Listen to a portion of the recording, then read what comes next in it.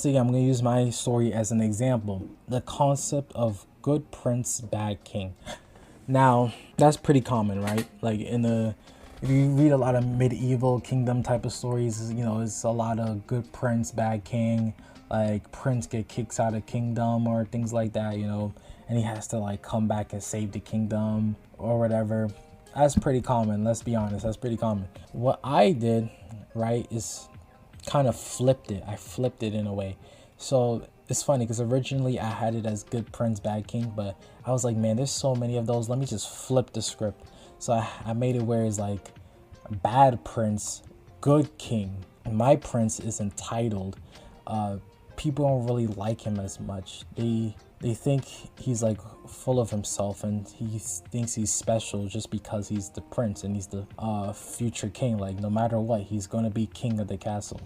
But the king is he's truly honorable. Like he has respect.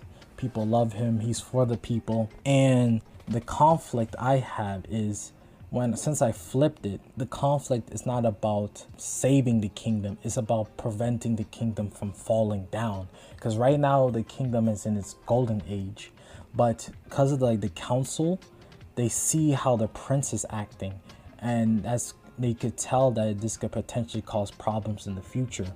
So they're thinking about taking actions and measures now, to see what happens before the kingdom falls apart, because they could envision the prince destroying what the king has built over time, and they're trying their best to avoid that future, which leads to my prince being kicked out and stuff like that, and going through a journey and things like that happening, all to prevent the kingdom from falling if the prince continue his behavior. And that's really the difference I made right there. In my story, the prince is still the main character, but it's a totally different script. It's less about saving and more about protecting the kingdom's reputation and preventing its fall.